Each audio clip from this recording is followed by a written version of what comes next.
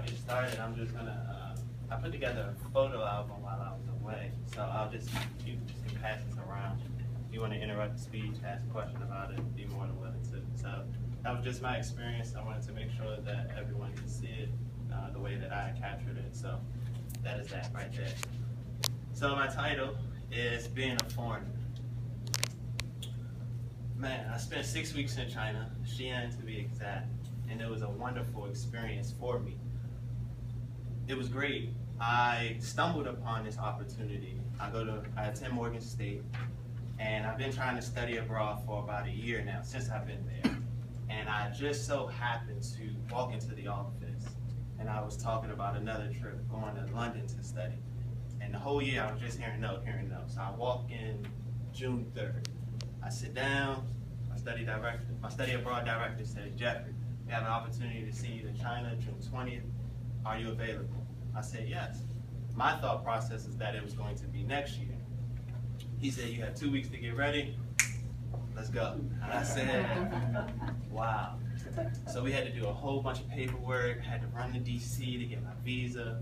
A bunch of things had to take place. But I got it done. So I leave June 27th, 2 days after my mother's birthday.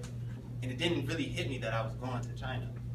You know, I said I wanted to go. I wrote it in my journal, put it on my visual board and everything, but it just didn't hit me that I was going to China.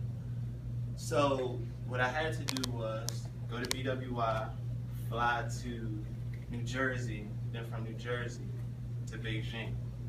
And it still didn't hit me. Plane ride was 12 hours to Beijing. I literally watched the map the entire time because I did not know the movies were free.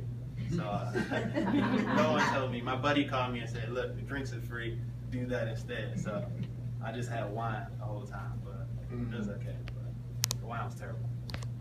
So it really didn't hit me that I was about to be a foreigner, that I was in Beijing, until I got to Beijing and I couldn't read, couldn't write, couldn't communicate with anyone, couldn't navigate the land.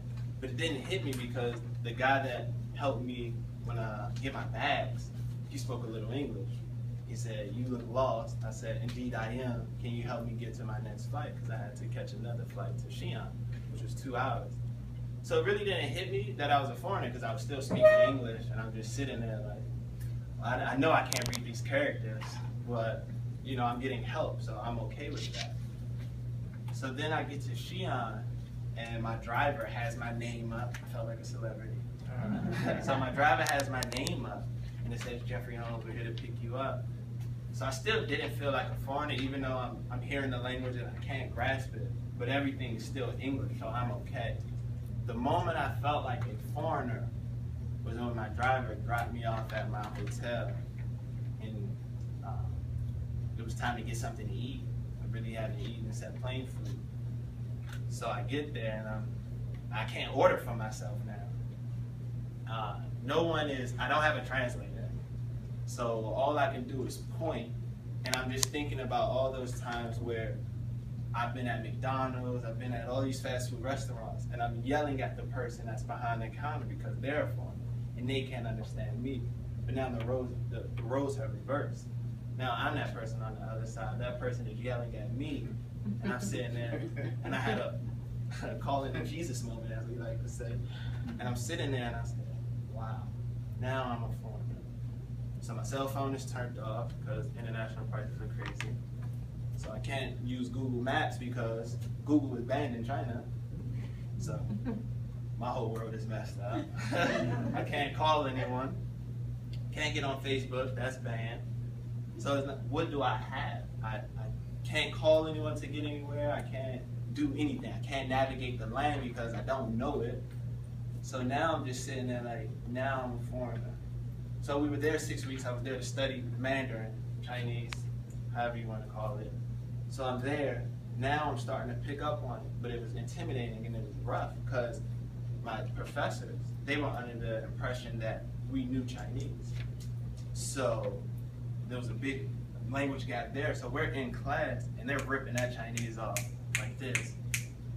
And I'm sitting there like, whoa, you gotta stop. Like, I don't know what's going on. I don't know what's being said.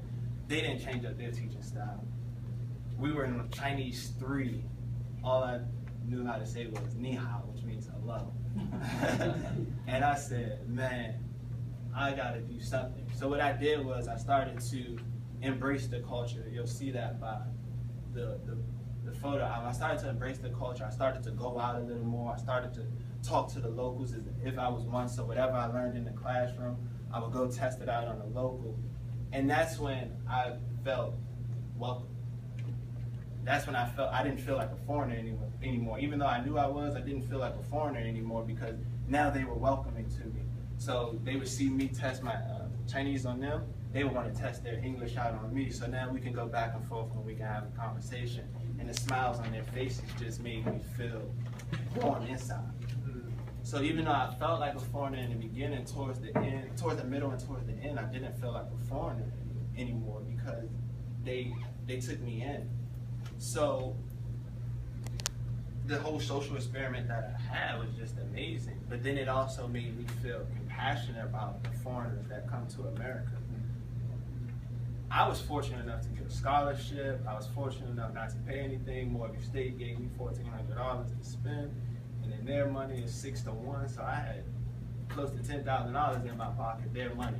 So I was living a life, but the people that come over from these other countries, they don't have that luxury. And we're too busy saying, you need to learn our language, you need to do this. Now, I got to see what the ideology of putting a shoe on the other foot. Now I got to experience that.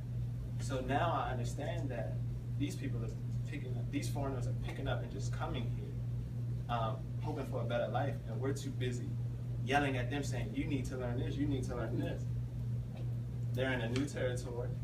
They don't know the language, they don't know the land.